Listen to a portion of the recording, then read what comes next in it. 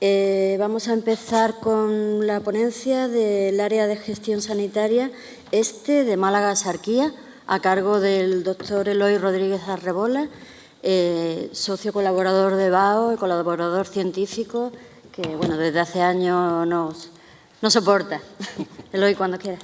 Gracias. La ponencia nuestra es reflejar un poco qué es lo que nosotros hacemos en el equipo de salud mental, lo que intentamos y los diferentes profesionales, qué es lo que hacen. Porque, claro, muchas veces llega uno a un centro de salud y no sabe bien exactamente lo que hace el ATS o lo que hace a lo mejor el trabajador social. Entonces, ni más ni menos, yo le he dicho a mis compañeros, digo, bueno, dadme todo lo que el equipo oferta en el trastorno bipolar. Evaluación y diagnóstico desde la atención primaria.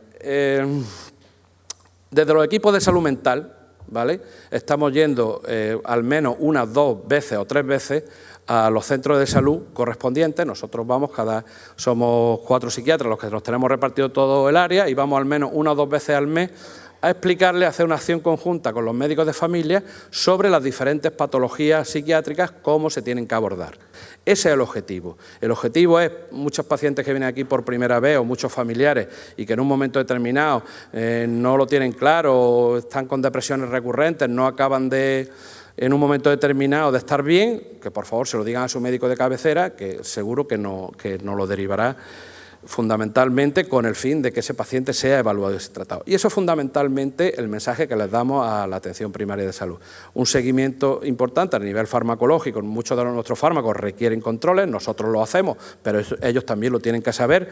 Bueno, pues ni más ni menos, deberíamos de empezar por una historia clínica en condiciones hechas, preguntándole al paciente desde cuándo le pasa, desde cómo le pasa y, por supuesto, esta enfermedad es muy importante, la información de los familiares, tan importante como la del paciente.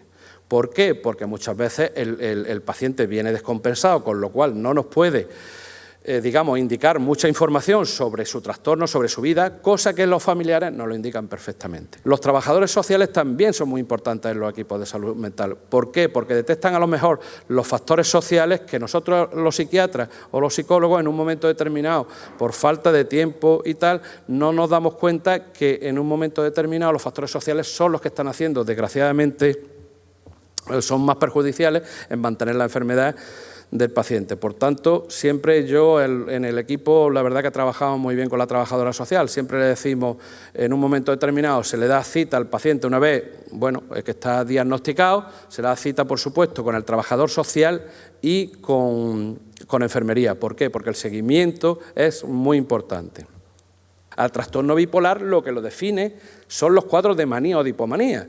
¿Por qué? Porque si no estaríamos ante una depresión mayor recurrente, que tiene un tratamiento parecido pero no igual. Entonces, eso es importante saberlo. La ciclotimia siempre es muy sutil, es difícil a veces de diferenciar del trastorno bipolar. ¿Por qué? Porque se necesitan al menos 2 años de continua bajada y subida, aunque sean muy sutiles. ¿Qué pasa con el paciente? Que cuando realmente está bien en hipomanía no lo valora, porque dice, si cuando estoy bien, ¿para qué le voy a decir al médico que estoy bien, no? Si voy al Corte Inglés a comprar algo es porque lo necesito, no para regalarle dinero al Corte Inglés. Pues esto pasa exactamente igual. Uno dice cuando está mal, no cuando está bien, con lo cual a veces esa sutileza es difícil de diferenciar hasta que pasan los años. La esquizofrenia y los trastornos esquizoafectivos les pasa un poco igual. Cuando en un primer episodio, a lo mejor un paciente de 18 o 20 años consume cannabis, consume cocaína o consume alcohol, en un momento determinado hacen un episodio que se llama psicótico, que no sabemos si responde bien al consumo de la droga, o si responde a que es un paciente que a lo mejor en un futuro puede tener una esquizofrenia, o si responde a que es un paciente con un episodio de manía. Bueno, esas 3 diferencias las vamos a ir viendo muchas veces con el tiempo. Hombre, el tóxico lo bueno que tiene en un momento determinado es que cuando pasa la acción del tóxico, en 7 o 10 días el paciente en general se recupera antes que en los otros 2 procesos. Trastorno límite de personalidad.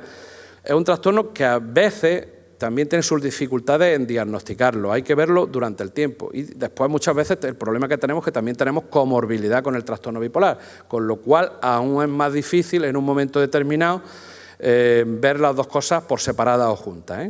Y los trastornos mentales orgánicos también son importantes a veces diferenciarlos porque nos llevamos a veces por la clínica, como vemos la demencia frontal progresiva, los accidentes cerebrovasculares, un tumor cerebral, pueden en un momento determinado manifestarse con una clínica maníaca sin el paciente ser un trastorno bipolar. Puede confundirse con otras patologías donde destaca el hipotiroidismo y el hipertiroidismo. Es fundamental siempre, tanto en pacientes con trastorno bipolar, pensando que vamos a utilizar litio o no, hacer un screening, o sea, un análisis de sangre en general, donde fundamentalmente hay que hacer un perfil tiroideo, es muy importante, para después ver la evolución que están llevando las hormonas tiroideas. Ya hemos visto un poco el diagnóstico diferencial que hacemos con los demás cuadros. Bueno, la comorbilidad es la norma más que la excepción en el trastorno bipolar, Eje 1, ¿qué quiere decir? El eje 1 del DSM-4 que hemos visto anteriormente, que es digamos, el libro con el que nosotros nos manejamos, y la CIE-10, pues son ni más ni menos que las enfermedades. Es decir, yo puedo tener en un momento determinado un trastorno bipolar y puedo tener también lo que se llama un trastorno de ansiedad generalizada.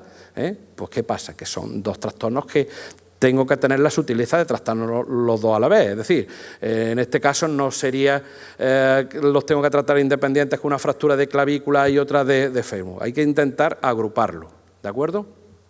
En este caso, abuso y dependencia de sustancias, pues fundamentalmente los dos grandes estudios que se han hecho multicéntricos, como el ECA y el NCS, pues que nos dijeron fundamentalmente que los pacientes con trastorno bipolar son especialmente vulnerables, llegando a tener un riesgo a lo largo de la vida del 56% de comorbilidad tóxica. Entre ellos destaca, por supuesto, el abuso de alcohol, que se cifra en torno al 48,5%, y del abuso de otros tóxicos. La coexistencia con la dependencia a nicotina es muy frecuente, llegando a una prevalencia del 66 al 82%. Es decir, tenemos que seguir haciendo hincapié en el tema del tabaco. El tema del tabaco y la salud física es muy importante. Como ustedes verán, las proporciones son altísimas. Y ante un paciente con abuso de tóxicos comórbidos se recomienda tratar ambos trastornos, dada la relación recíproca que suele existir entre ambos. Es decir, no podemos tratar de manera independiente.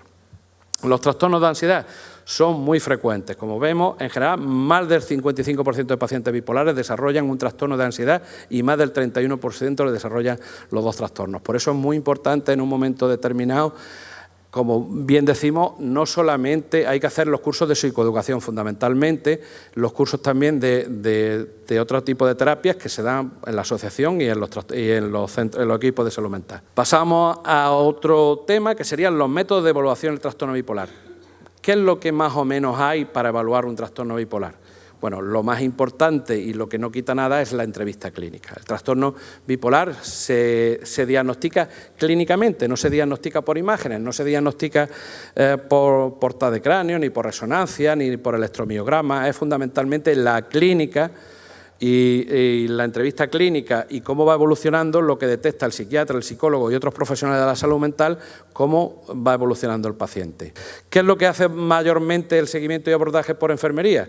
Pues fundamentalmente el seguimiento del estado psicopatológico, hacen psicoeducación individual, familiar, cuidadores principales en todos los aspectos relacionados al trastorno bipolar, es decir, cuando el control de la salud somática, cuando un paciente es derivado a enfermería, es para que fundamentalmente el ATS le controle estos parámetros. Y si en un momento determinado el ATS ve que el paciente se encuentra mal, en un momento determinado se lo dice al psiquiatra, el psiquiatra siempre le hace un huequito de 5 minutos, de 10 minutos, en fin, depende cómo esté la mañana, con el fin de ver cómo está el paciente. Pero este es el abordaje que ellos hacen, ¿no? Las funciones del trabajador social. Aquí la señorita Paqui me puso, dice, con presencia de usuario y sin presencia de usuario. ¿Por qué?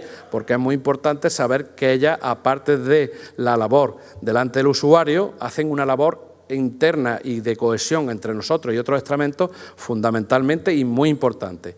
Es más, yo en nuestro equipo, a ella, pero vamos, a otra compañera que veo por allí que está y que le acompaña, las tengo que felicitar públicamente porque hacen una labor inestimable.